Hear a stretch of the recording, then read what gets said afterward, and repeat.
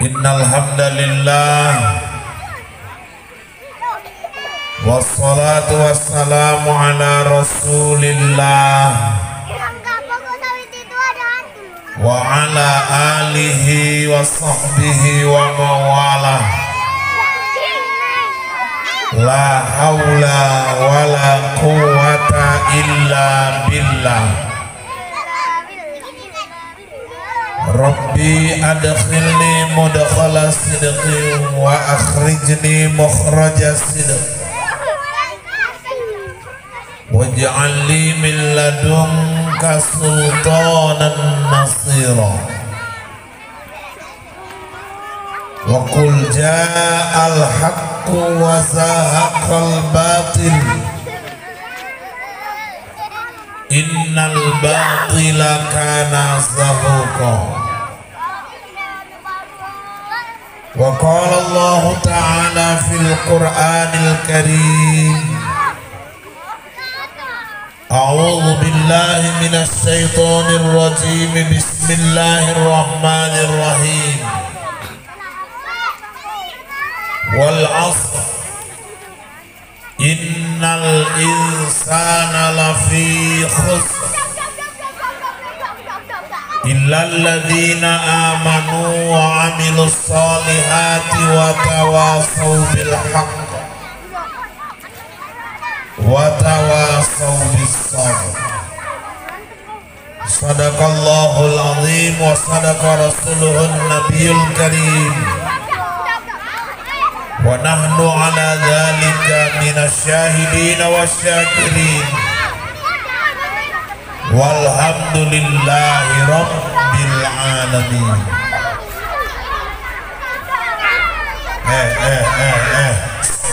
Duduk yang bagus, duduk yang bagus. Ayo hadap ke depan.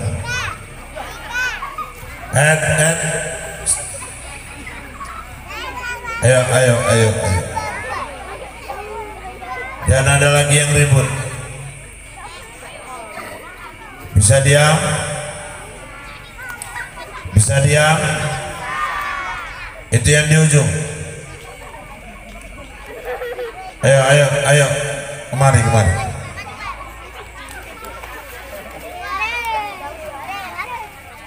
Bisa diam anak-anak? Bisa diam anak-anak? Bisa diam? Gak ada lagi yang cerita-cerita.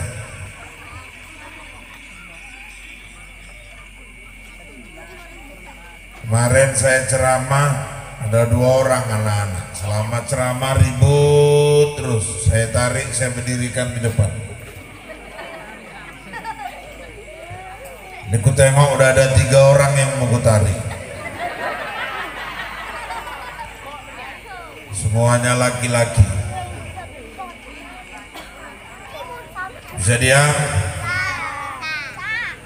Bisa diam? Bisa diam? Pecinya betulin.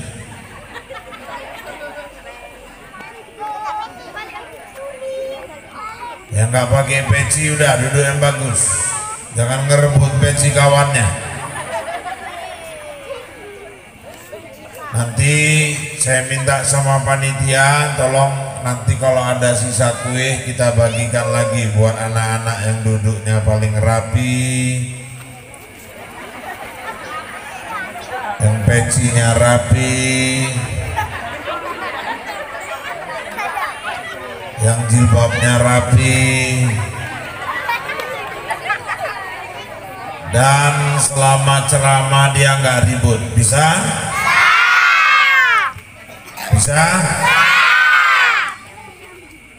Ya kok bentak.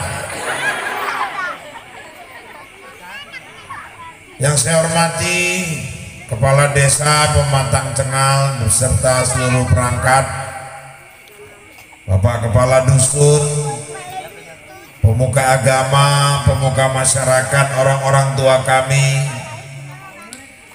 bapak-bapak, ibu-ibu, adik-adik kami pemuda, pemudi, remaja dan remaji Islam, dan yang kami cintai anak-anak kami yang nggak bisa diam. Ya, udah nggak usah tuduh-tuduhan fotonya geluru-geluru. Bapak Ibu, saya mohon maaf seyogianya tadi kita sholat isya sudah sampai di sini, namun karena tadi sore sampai menjelang maghrib saya masih di Tanjung Merawang, terus tadi berangkat lewat tol, alhamdulillah ternyata jam 9 juga sampai di tempat ini. Mudah-mudahan acara kita malam ini mendapat rahmat dan ridho Allah Subhanahu wa taala. Amin ya rabbal alamin. Amin ya rabbal alamin. Acara ini sebenarnya tadi diproyeksikan sebagaimana dijelaskan oleh panitia akan diadakan akhir bulan atau menjelang tahun baru. Namun karena sesuatu dan lain hal maka acara kita majukan menjadi hari ini tanggal 10. Namun acara ini dibuat dalam rangka refleksi tahun baru menuju kepada kehidupan yang lebih baik lagi. Amin ya rabbal alamin. Amin ya rabbal alamin. Bapak Ibu yang dirahmati Allah, 2 tahun kita sudah mengalami masa-masa COVID-19, masa pandemik. Betul anak-anak? Betul? Jadi pun dia nggak ngerti masalah, ibu tal-tul lah.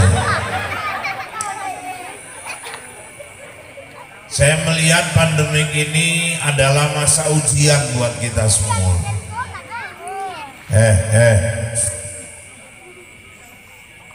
Bisa jadi ini ujian, bisa jadi ini cobaan, bisa jadi ini hukuman dari Allah untuk kita.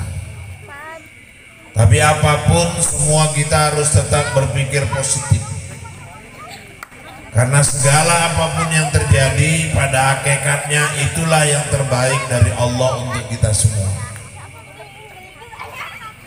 Paling tidak Allah mau meruntuhkan kesombongan kita manusia.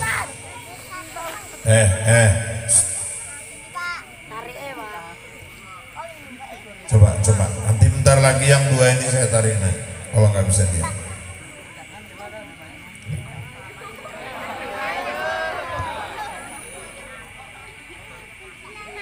Hanya dengan makhluknya yang sekecil itu ternyata manusia kehidupannya menjadi kacau balau di muka bumi Allah ini. Covid itu makhluknya kecil, nggak bisa ditengok, nengoknya pun harus pakai mikroskop. Ternyata dengan makhluk yang sekecil itu geger dunia. Maka jangan pilih sama yang kecil-kecil. Dulu Raja Namrud matinya cuma gara-gara lalat. Namrud kekuasaannya hebat, Mesir itu semua di bawah kekuasaan dia. Nabi Ibrahim mau dibakarnya hidup-hidup, bahkan sudah dibakarnya.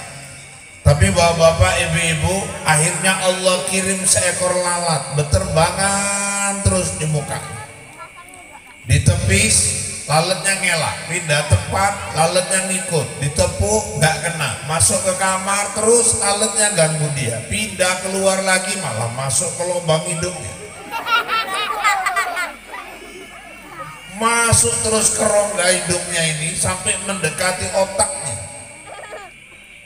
putus jaringan-jaringan otak di dalam. 3 hari lalat itu masuk ke jaringan otak. Sakitnya luar biasa, nggak tahan Raja Namrud, akhirnya dibenturkannya kepalanya ke dinding, pecah. Kalau Allah berkehendak Raja Namrud kekuasaannya hebat, matinya cuma gara-gara lalat. Tengu kayak cilik. Tapi kalau udah beraksi, geger orang satu rumah dibikinnya. Dan temu ini pinter boleh enggak, nggak pakai Sherlock pun dia dapet aja. Makanya jangan sepele sama makhluk Allah yang kecil. Itu makanya saya cari istri pun yang kecil. Ya, orang rumah saya kecil. Karena kalau orang kecil itu biasanya pinter-pinter. Kenapa? Karena pencernaan sama otak deket. Jadi hasil pencernaan cepat sampai ke otak. Udah gitu kalau bikin baju meterannya nggak banyak. Dan biasa orang kecil juga makannya nggak banyak. Makanya itulah saya pertahankan sampai akhir hayat saya Anjeli yang di rumah saya itu. Makanya bapak-bapak, ibu-ibu sekalian yang dirahmati Allah, kalau Allah sudah berkehendak, dia kirim makhluknya yang kecil, tapi geger manusia. Sampai sekarang haji belum berangkat, udah 2 tahun. Umroh sudah mulai dibuka, kemungkinan paling bisa berangkat pun Januari.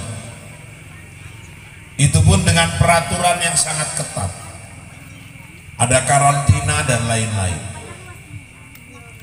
Kemarin coba selama COVID banyak, udah 2 kali hari raya anak gak jumpa sama orang tuanya. Banyak orang gak bisa pulang mudik. Gara-gara COVID sekolah anak-anak sempet gak karu-karuan. Sempet gara-gara COVID bapak-bapak ibu-ibu yang dirahmati Allah banyak usaha orang anjlok. Alhamdulillah harga sawit tambah naik. Harga minyak. Makanya petani sawit gak terlalu berpengaruh. Dan ibu-ibu yang dirahmati Allah, bapak-bapak, kita melihat ini satu musibah yang Allah turunkan ke permukaan bumi ini.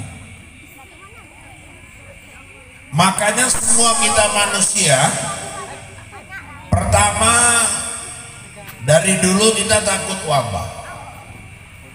Yang kedua kita takut musibah. Ini kemarin ada musibah Gunung Semeru ngamuk, meletus mengeluarkan awan dingin. Bapak-bapak ibu-ibu, Sinabung udah berapa lama gak berhenti batuk. Itu makanya sampai hari ini kita melihat banyak permasalahan-permasalahan dunia yang Allah turunkan, musibah demi musibah. Oleh karena itu menghadapi ini semua, bagaimana sikap kita? Tidak ada lain Bapak Ibu yang dirahmati Allah, tawakkaltu 'ala Allah. Kita berserah diri kepada Allah Subhanahu wa taala. Betul anak-anak? Betul.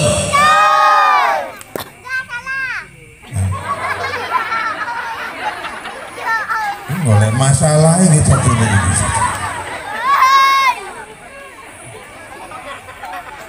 Oleh karena itu bapak-bapak ibu-ibu yang dirahmati Allah, Pak, gimana kita nyikapi COVID ini? Ada yang nanya, macam mana Ustaz menurut Ustaz COVID? Ya kalau saya ditanya, saya percaya COVID ada. Kenapa saya percaya? Pertama kata Nabi, serahkanlah sesuatu itu pada ahlinya. Ahlinya ngomong COVID itu ada. Siapa ahlinya Ustaz? Pakar virus.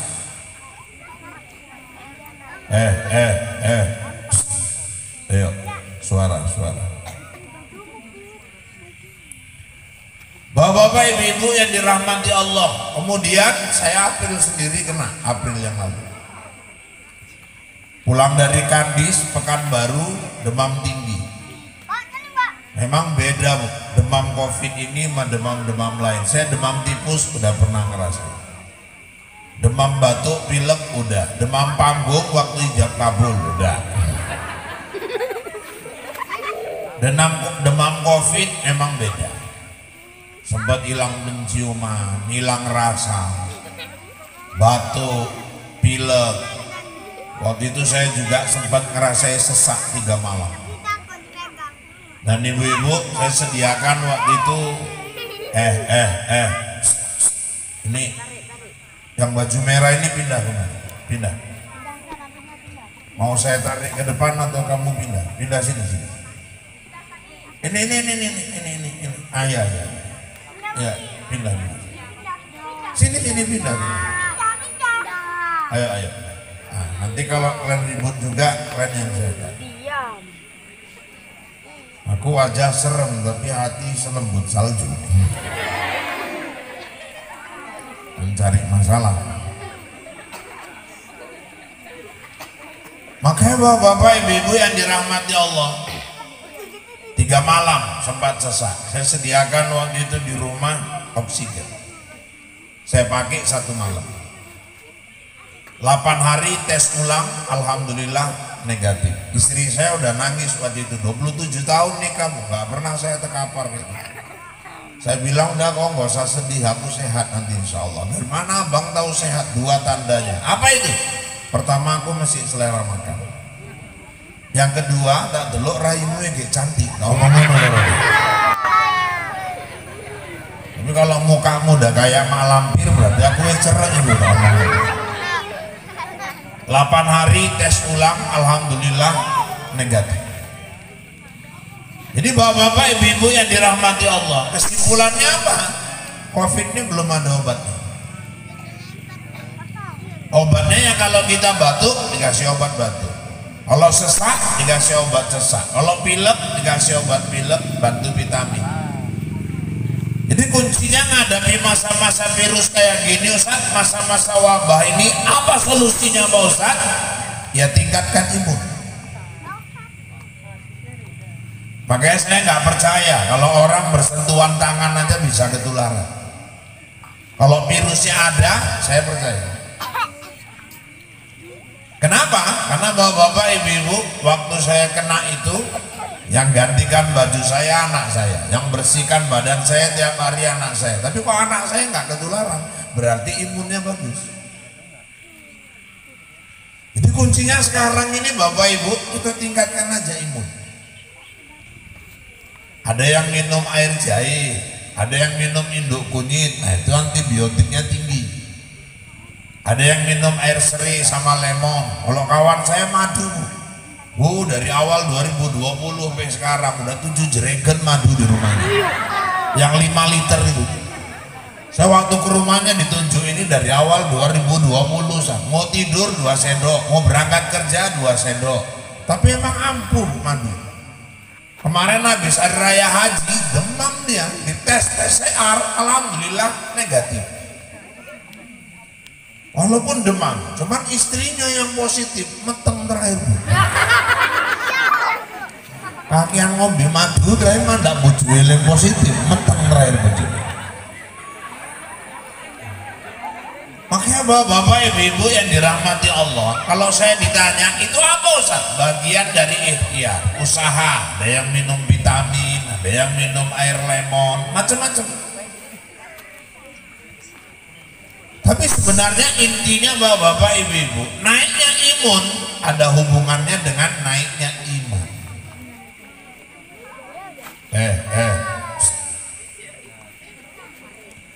Kenapa ada hubungannya dengan iman Ustaz?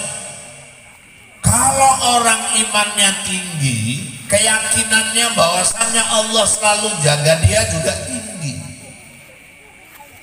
Penyakit fisik itu rata-rata masalahnya psikis. Saya bisa buktikan. Apa buktinya Ustaz? Bu, maaf. Kalau orang dia punya sakit lambung, pikirannya nggak enak, itu lambungnya naik. Penyakit fisik, masalahnya psikis. Kalau orang tensinya naik, bapak-bapak, ibu-ibu, dia punya hipertensi, darah tinggi, banyak beban pikiran, tensinya pun naik. Kalau orang punya sakit gula, banyak problem, banyak masalah, gulanya pun naik. Maka kuncinya sehatkan dulu psikis. Menyehatkan psikis salah satunya dengan iman. Apalagi buktinya, ada orang bu jaga betul selama Opik. Waduh, kemana-mana pakai sarung tangan. Mau tidur sarung tangan, masuk kerja sarung tangan. Di mobil 2 orang sama istri pakai masker. Kemana-mana cuci tangan. Jadi masuk masjid masker, masuk kantor masker, wirid masker, disuruh makan lupa buka masker. Terakhir lontong ibu serak kabehan itu. Hand sanitizer di mana-mana, cuci tangan mana-mana cuci tangan. Kena Covid juga. Lawong gila kayak mangan apa-apa yang dipangan. Turunin nandi-nandi nggak genang-genang, nggak pernah cuci tangan, apa mana hand sanitizer, nggak pernah nggo masker, nggak pernah kerungu enek wong gila positif Covid. Kenapa orang gila nggak kena? Udah nggak punya beban pikiran. Makanya kalau fisik mau sehat, sehatkan dulu psikis. Kuncinya bahagiakan hati. Bahagia hati bukan karena banyaknya harta. Banyak orang sawahnya luas membentang, pabriknya tinggi menjulang, kesana kemari naik kapal terbang, uangnya numpuk di bank. Kalau makan pakai rendang, ditambah udang sama empek-empek dari Palembang. Tapi sayang walau dia bergelimang uang, hidupnya nggak pernah tenang, nggak pernah senang. Kenapa Pak? Orang lakinya mata keranjang. Ketangkep melarikan mantan istri orang, janda dari secanggang. Nah ini masalahnya. Harta melimpah nggak menjamin juga orang bahagia. Faktanya banyak orang tinggal di rumah mewah tapi batinnya nggak tenang.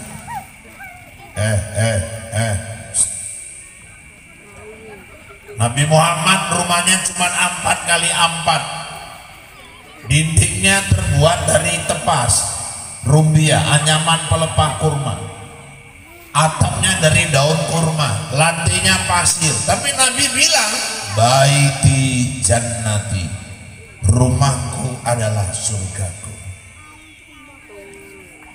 Banyak orang tinggal di rumah mewah malah hatinya nggak tenang. Nonton acara derap hukum di SCTV, kasus perampokan rumah mewah. Omai DN pun mewah, nonton mondredem. Kenapa? Lalu di omah digorok sampai mau putus lehernya. Dia nontonnya pun pucat. Istrinya datangnya, abang kok pucat kali bang, itu rampok di Jakarta nggak genah kali. Masukku kerampok bojo gorok kenapa? Lo DN ngerampok kok pilih ngatur mungkin bojo. Kowe pun gaya omah gede tenan iki, aku nek lunga kerja anak-anak sekolah, aku nang omah pun nggak tenang bang. Perasaanku kita ini delok wong disorot wong. Ya udah besok kita panggil tukang, kita pagar tinggi-tinggi, panggil tukang, pagar tembok tinggi-tinggi. Terakhir tersiksa karena harta. Tenang Ustaz, belum juga. Pergi ke tukang butut, beli kaca beling 3 goni, susu di pocong mana?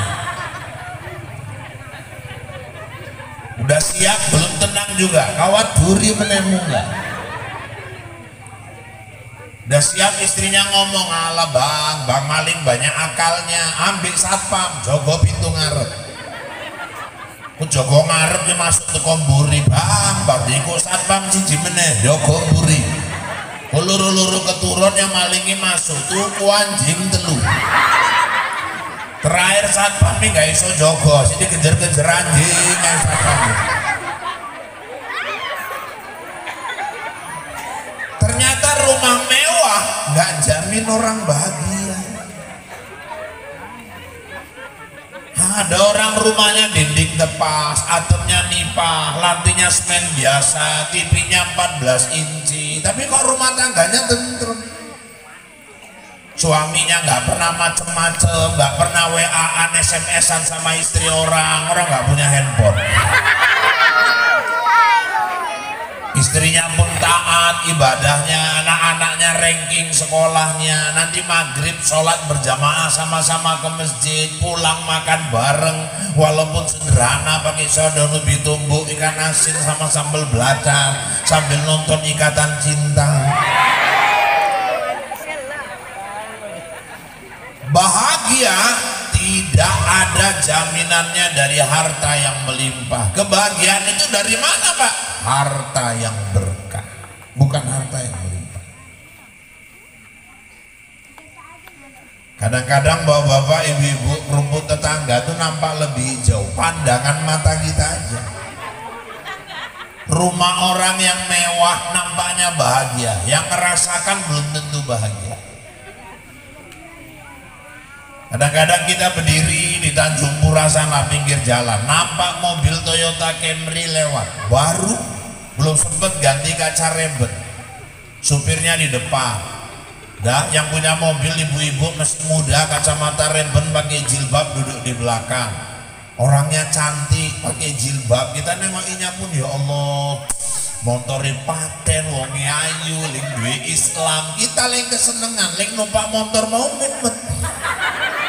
Mikir yang angsuran motornya 33 bulan meneh, ngisi minyaknya tiap hari, belum gaji supirnya tiap bulan, belum pajak tahunannya, belum biaya asuransi mobilnya, belum biaya ganti olinya. Kadang-kadang orang bahagia cuman pandangan mata kita aja, yang ngerasakan belum tentu. Dia naik mobil Toyota Camry nampaknya lebih kaya, belum tentu. Bisa jadi ibu lebih kaya dari dia. Kok bisa, Pak? Ya iyalah, dia mobilnya itu aja. Ibu ke Stabat pergi lain, pulang lain lagi mobilnya. Bolak-balik malah ganti mobil.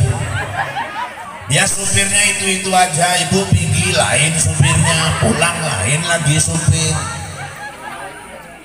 Dia mau pergi sibuk jelasin mas supirnya, nanti kita ke Stabat, habis itu ke Binjai, terus lanjut ke Medan, balik kok mampir nang Kampung Lalang, barang Melalang langsung balik nang omah. Kalau ibu kan enggak, tinggal modal gini aja berhenti supirnya. Angkot lah. Udah di mobil nggak perlu jelaskan mau kemana, sampai tempat tinggal ngodin, gir, minggir supirnya. Artinya apa Ustaz? Bu, bahagia itu kalau kita sudah mensyukuri yang Allah kasih sama kita. Loh, orang pernah nanya sama saya, Ustaz jangan marah ya. Ya saya tanya, tapi tolong dijawab. Ya tergantung pertanyaannya, kalau bisa aku jawab pasti bisa, tapi tolong dijawab. Apa itu? Ini waktu itu orangnya masih gadis. Kira-kira Ustadz kalau Syahrini mau sama Ustadz mau nggak? Kata dia. Aku tak deloi cocok ngomong mah. Iki takok iki maksudnya piye? Ini mesti dijawab. Ya tolong dijawab Pak Ustadz. Serius. Syahrini artis? Iya, aku nggak mau. Sombong kali Ustadz ini, itu artis papan atas lah, nggak dikasih tahu pun aku tahu, siapa nggak kenal Syahrini, tapi aku nggak mau. Pasti maksudnya nggak mau nolak, yang enggak memang nggak mau. Saya bilang, kenapa kok Ustadz nggak mau? Kau bayangkan, aku Syahrini cukup ngagumi aja, kalau memiliki aku nggak kepingin. Kenapa Ustadz? Kau bayangkan, Syahrini beli bulu mata aja sebelah 5 juta. Lah kanan kiri udah 10 juta. Mau berapa kali ceramah tak beli akbar aku nukoki bulu mata nih wae.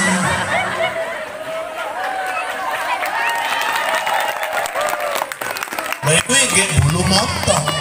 Lah Syahrini beli tas saja terbang ke Hongkong. Saya belikan orang rumah di pajak Hongkong, kan udah beda kali. Dia masuk salon habis 20 juta, cantik, kita ngagumi aja. Memiliki pun bayari salon dia nggak sanggup. Jadi yang terbaik Pak, yang Allah kasih sama kita itu yang terbaik. Syukur. Mungkin ibu dulu doanya waktu gadis kepinginnya minta sama Allah, jadinya itu sama Wak Leman. Bisa aja. Tiap kari doanya minta jadinya sama Wak Leman, lah kok jadinya sama Wak Legino? Berarti Legino itulah yang terbaik. Makanya sayangi Legino itu, cintai, kasihi. Kalau perlu museumkan Wak Legino itu. Kenapa? Itulah yang terbaik dari Allah buat kita. Kalau kita syukuri, bahagia kita hidup sama orang.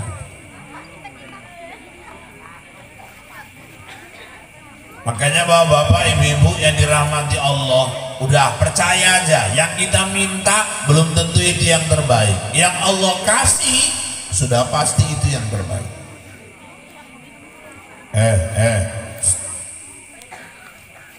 Ada orang pesta sampai nyari-nyari pawang hujan, minta jangan turun hujan. Tapi kalau emang lagi musimnya sama yang bisa nahan, lalu tulung lambah rek ngawin ki anak paling cilik. Waktu Yayu itu pun mbak modal orang Bali. Kenapa pawangi pau lah? Tapi juga pawang itu kon di Pantai Cermin mbak. Aku nggak ngerti nek sampean iso. Jadi maksudnya piye carane lambah ben cuacane apik. Lah waktu Yayu hujan deres angin kenceng, karangan bunga mabur kabeh. Rakyat tamu nih saiti modal orang balik.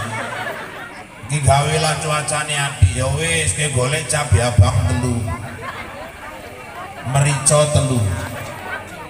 Garam 2 sendok. Bawang telu. Lha kok arek nyambel mbah unjuk kakian cocok tak tampung cangkemmu.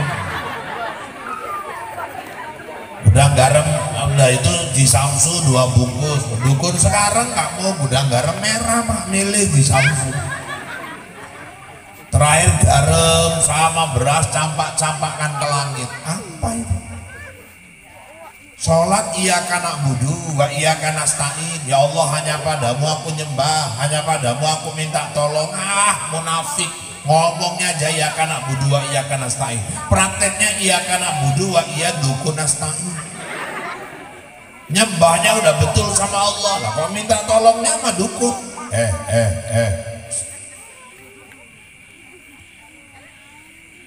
Ini suami gak pulang-pulang, yang dicari dukun, minta tolong bang, bapak ya anak-anak wis 3 dino gak balik-balik. Dukunnya pun marah kayak gitu, 3 dino ae keter, bang Toyib 3 kali puasa, 3 kali lebaran. Itu bukan masalah DN gak balik mbak, jadi masalah ya apa? Masalah kerungu DN nenek main mbak. Nek main karo sopo, karo rondo. Wong ayu ikhlas, aku ireng pendek tonggek pesek elek batak bulan.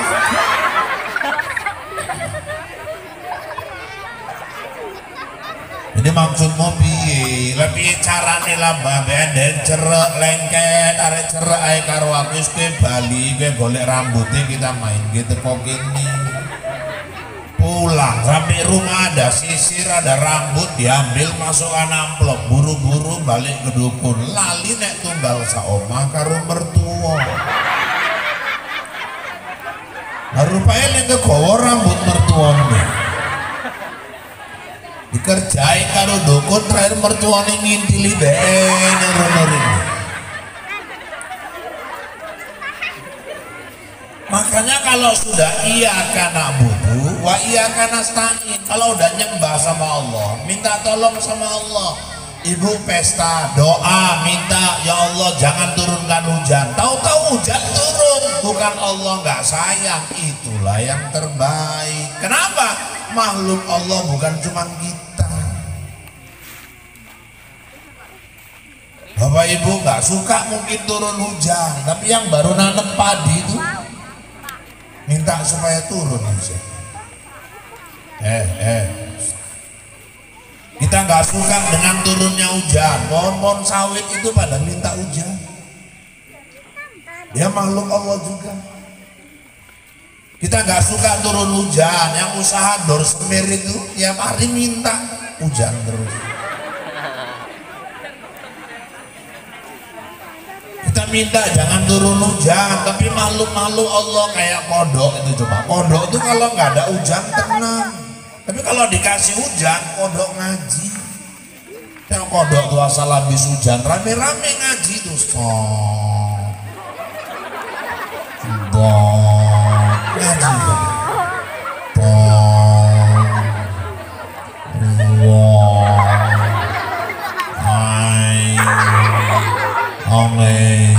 itu kodok-kodok yang masih ikro.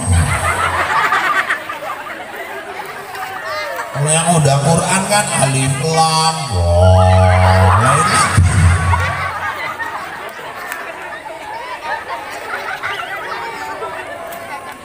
Makanya kalau kita doa nggak dikabulkan Allah, marah, itu yang terbaik. Yang kita minta belum tentu itu yang terbaik. Yang Allah kasih udah pasti itu yang terbaik. Betul anak-anak? Betul. Ini satu. Nih makanya kemarin pada masa PNS nih, penerimaan PNS, banyak yang ikut tes, banyak yang ikut ujian. Cemana itu Ustaz? Ya sudah, silakan anaknya ikut. Tugas orang tua Ustaz, tahajud malam, doakan. Sholat hajat, doakan.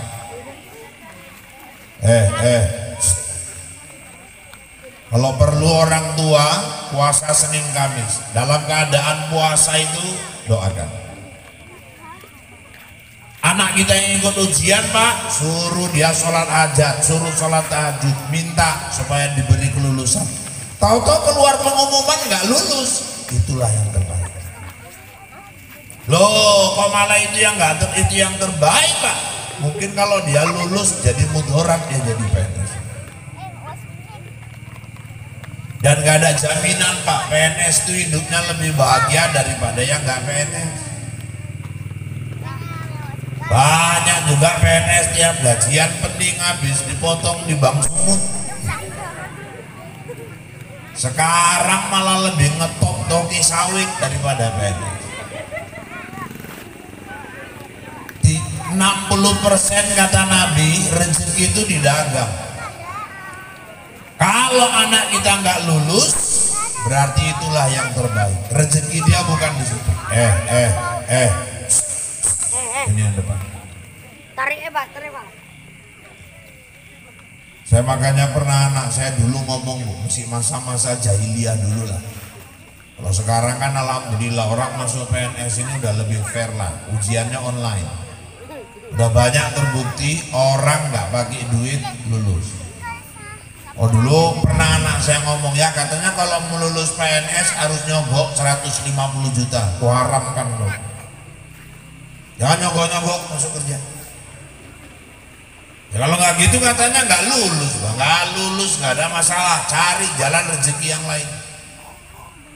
Kalau kau masuk kerja nyogok, gaji pertamamu sampai gue pensiun, yang gue terima tuh haram.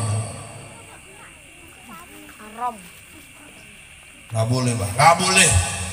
Jangan nyogok-nyogok nyari kerja, daripada mengeluarkan duit 150 juta nyogok masuk PNS, lebih bagus kau keluarkan uang 80 juta. Untuk apa ya? Kau ini PNS. Ya kan dapat PNS juga terakhir. Masih sisa uang kita 70 juta lagi. Belikan mobil. Ini kadang bodoh anak masuk tentara bayar 100 juta suruh tiarap-tiarap di peceran. Suruh tiarap-tiarap di bawah kawat duri. Punya duit 150 juta cari lahan, ajari anaknya ngembangkan lahan, sawitnya berkembang, nambah lagi lahan. Suatu saat dia bisa bayar tentara jaga kebun.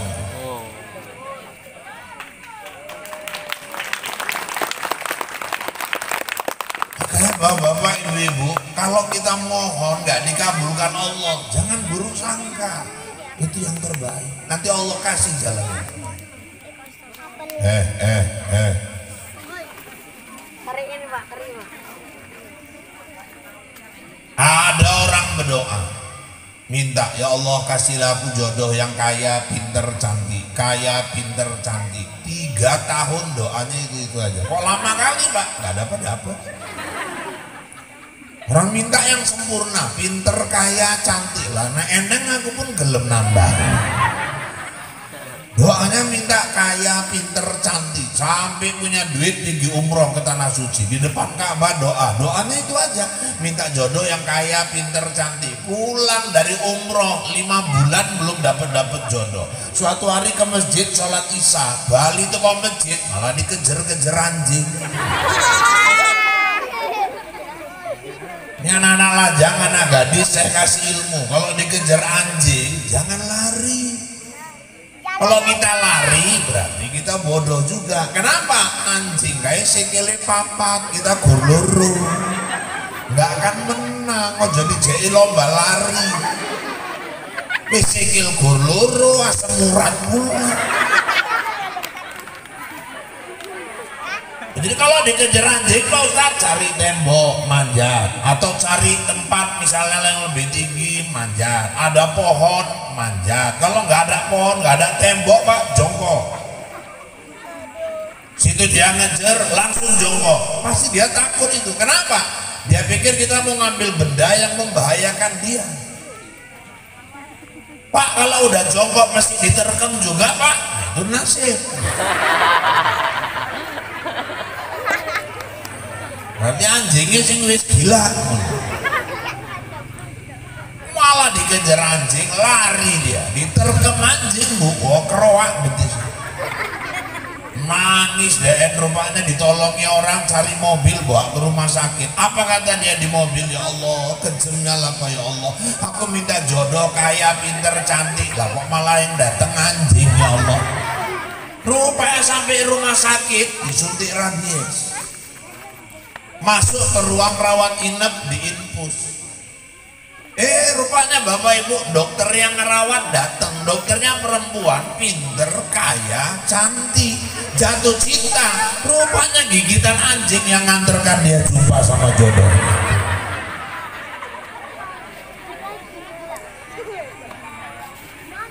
Artinya apa? Balik ke kaji tadi, Bapak Ibu jangan pernah nyesali yang sudah terjadi. Apa yang kita terima, syukur. Orang bahagia kuncinya kalau hatinya selalu bersyukur. Betul anak-anak? Betul. Maka hidup ini bukan perkara banyak, tapi berkah.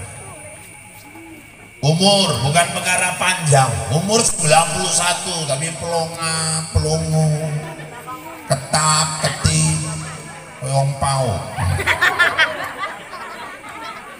Menang-menang ngeces. Menang-menang putune nekani kok menang ae kakek kula rupane nguyu nang celana. Syukur kalau umur 90-an memori masih bagus, bisa ngasih nasihat, ibadahnya juga bagus. Saya pernah bertamu ke rumah kawan saya Pak, aduh orang tuanya umur 92, 91 gitu. Saya datang ke rumahnya jam 9 pagi, ngobrol sama anaknya, lah tahu-tahu orang tuanya keluar. Wajahnya basah, tangannya basah, kakinya basah, sholat di musola rumah. Tak telok jam 9, subhanallah, 91, isi rajin sholat duha. Jam 9. Selesai sholat, saya datangi, saya cium tangannya, aku salut dulu ke kakek. Kenapa? 91 iki rajin sholat duha. Pau ke aku juhur, la ilaha illallah. Tak belok jam 9 malah juhur apa? Kok malah aku yang dipauk-pauk gitu. Saya tanya anaknya, lo kok juhur? Ya nyanyok. Jadi rupanya umur juga bukan perkara panjangnya, tapi berkah. Zainuddin MZ meninggal umur 62 tahun. Tapi saya bilang Zainuddin MZ itu hidupnya berkah. Kenapa Ustaz? Udah meninggal lebih kurang 11 tahun. Sampai sekarang nasihatnya masih terdengar di masjid-masjid. Udah ninggal orangnya, dia masih bisa ngasih manfaat sama orang lain. Buya Hamka udah ninggal, tapi tafsirnya sampai sekarang dipelajari orang terus. Jadi bukan perkara panjang, tapi berkahnya. Umur 60-an, tapi nang masjid lunga numpak kereta, baline melaku, gaya apa? Tekan omah naik takon, kereta ini pak, kereta apa? Tapi nang masjid numpak kereta mau, astagfirullah, melayu, balik meneh lali, umpikut. Tekan masjid najir teko, lo lali ya, enggak olahraga dhisik, la ilaha illallah. Udah nyampe rumah. Jadi kebahagiaan itu datangnya dari mana Pak? Adanya keberkahan. Nah, suami yang terbaik itu yang bawa berkah. Istri yang terbaik yang bawa berkah. Berkah itu apa Pak? Zaidul khair, sesuatu yang mendatangkan kebaikan. Suami yang terbaik, suami yang bisa menghasilkan kebaikan buat istrinya, buat anak-anaknya. Kita mau anak yang berkah. Anak yang berkah itu yang mana Ustaz? Yang bawa kebaikan buat orang tuanya. Itulah yang membahagiakan hidup. Maka bapak-bapak, ibu-ibu sekalian yang dirahmati Allah, umur yang berkah. Umur yang berkah itu yang banyak digunakan untuk nebar kebaikan. Makanya menilai orang jangan tengok harta Pak. Innallaha la yanzuru ila suwarikum wala ila amwalikum walakin yanzuru ila qulubikum. Sungguhnya Allah nggak menilai orang dari hartanya, Allah nggak menilai orang dari kecantikannya, tapi Allah menilai seseorang dari hatinya. Kalau orang masuk surga karena harta, yang masuk surga itu yang kaya-kaya, ya presiden, menteri-menteri, gubernur, bupati, wali kota. Dan kasihan tukang cendol, tukang butut, tukang layangan, masuk merokok kan. Kalau orang masuk surga karena cantik, ya Krisdayanti, Amanda Manopo. Sementara Omas, Atun, Ponori masuk neraka. Kalau orang masuk surga karena ganteng, ya Irwansa, Aldebaran, saya. Aku pun nggak sadar kali nang ngomong apa tadi. Sementara Mandra, Bokir, Boneng masuk neraka. Makanya nilai orang itu jangan dari kayanya, jangan dari pangkat, jabatan, gantengnya. Nilai orang itu yang hidupnya berkah, hidupnya bermanfaat buat orang. Dek, saya bisa minta kursi plastiknya satu. Aku naik kursi ini kemewahan, ayo. Aku males menyat. Podo-podo jagung kan enak. Kalau ada yang ribut nampak nariknya enak. Berdiri tadi nggak jelas kali.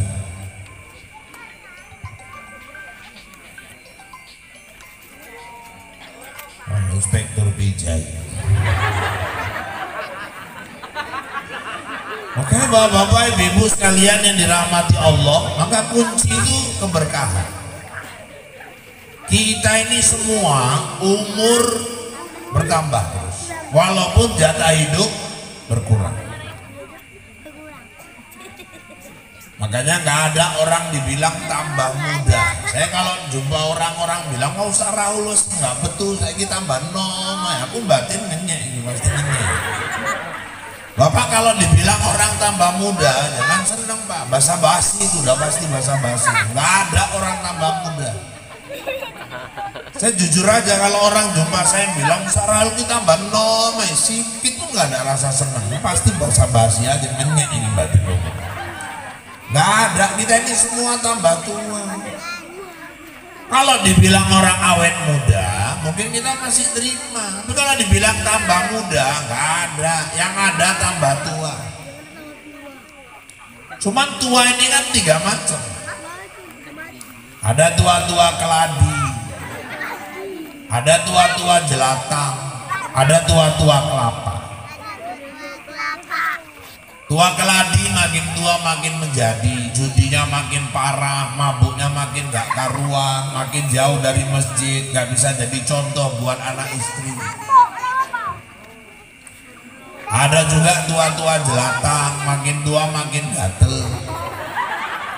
Pantang nampak bibir merah, pipi licin, numpak kreton deloi sampai gak ketok meneh. Baik sadar harus nang kantor apa nang paret kantor lurah. Yang paling bagus itu yang mana Pak? Tua-tua kelapa. Kalau bisa jadilah tua-tua kelapa. Kelapa tuh makin tua makin banyak manfaatnya. Kelapa tua batangnya itu makin tua makin kokoh buat jembatan. Kalau yang muda enggak. Tanya bapak-bapak. Di senso malah jadi broti sama papan. Ini batang yang tua. Pelepah soge ngaduk gemblong. Wis bar bentuk kayak motoran anak-anak. Lidi bisa bikin sapu, bikin pincu. Janur tanda di simpang melengkung kalau ada orang pesta. Sebagian bikin hiasan di rumah orang pesta. Sebagian yang lain bungkus ketupat di hari raya. Kelapa mudanya dicari orang kalau habis vaksin. Kelapa tuanya semua terpakai. Sabun bisa bikin cuci piring. Sebagian untuk bersihkan kaki pulang dari ladang. Sisanya untuk buang tai ayam. Buang tai ayam kan gak usah berkelompok. Batok dibakar keluar asap, musir nyamuk di kandang lembu. Kudu yang ngantuk ke depan.